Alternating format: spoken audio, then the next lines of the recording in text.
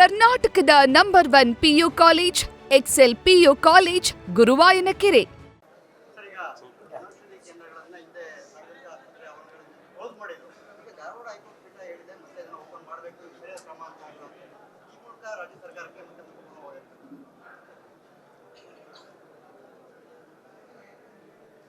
ಜನೌಷಧಿ ಕೇಂದ್ರ ಈ ದೇಶದ ಹೆಮ್ಮೆಯ ಪ್ರಧಾನಮಂತ್ರಿ ನರೇಂದ್ರ ಮೋದಿಜಿಯವರ ಒಂದು ಕಾರ್ಯಕ್ರಮ, ಒಂದು ಕೊಡುಗೆ. ಈ ರಾಜ್ಯದಲ್ಲಿ ದೇಶದಲ್ಲಿರ್ತಕ್ಕಂಥ ಬಡ ಜನರಿಗೆ ಕೈಗೆಟಕುವ ದರದಲ್ಲಿ ಔಷಧಿಗಳು ಸಿಗಬೇಕು, ಬಡವರಿಗೆ ಅನುಕೂಲ ಆಗಬೇಕು ಅನ್ನುವ ಸದುದ್ದೇಶದಿಂದ ಆ ಕಾರ್ಯಕ್ರಮವನ್ನು ನೀಡಿರುವಂಥದ್ದು. ದುರಾದೃಷ್ಟ ಅಂತ ಹೇಳಿದ್ರೆ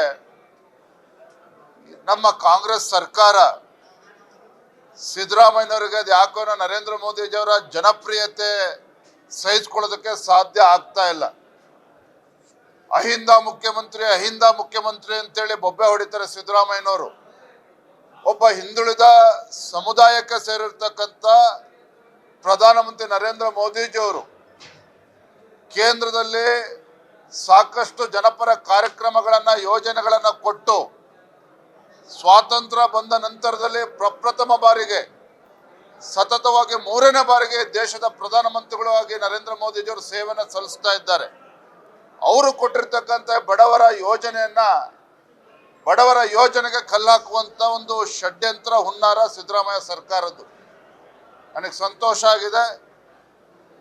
ಉಚ್ಚ ನ್ಯಾಯಾಲಯ ಸಿದ್ದರಾಮಯ್ಯ ಸರ್ಕಾರ ಏನು ಜನೌಷಧಿ ಕೇಂದ್ರವನ್ನ ಕ್ಯಾನ್ಸಲ್ ಮಾಡಿದ್ರು, ಆ ಒಂದು ಆದೇಶವನ್ನ ರಾಜ್ಯ ಉಚ್ಚ ನ್ಯಾಯಾಲಯ ಇವತ್ತು ಹೊಡೆದಾಕಿರ್ತಕ್ಕಂಥದ್ದು. ಎಲ್ಲ ಬಡವರಿಗೆ ಅನುಕೂಲ ಆಗಬೇಕು, ಜನೌಷಧಿ ಕೇಂದ್ರವನ್ನು ಮತ್ತೆ ತೆರಿಬೇಕು ಅಂತೇಳಿ ಆದೇಶ ಮಾಡಿರ್ತಕ್ಕಂಥದ್ದು ನಾನು ಸ್ವಾಗತ ಮಾಡ್ತೇನೆ. ಇದರ ಮುಖೇನ ರಾಜ್ಯದ ಮುಖ್ಯಮಂತ್ರಿಗಳಿಗೆ ನಾನು ವಿನಂತಿ ಮಾಡ್ತೇನೆ, ಆಗ್ರಹವನ್ನು ಕೂಡ ಮಾಡ್ತೇನೆ.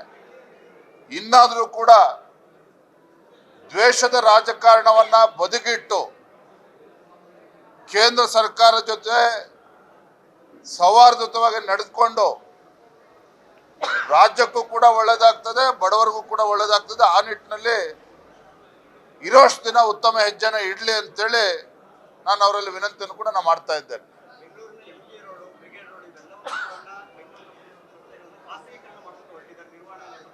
ಮಾತಾಡ್ಬಿಡು. Thank you. ನ್ಯೂಸ್ ಫಸ್ಟ್ ನಿರ್ಭೀತಿಯಿಂದ ನಿಮ್ಮ ಪರವಾಗಿ.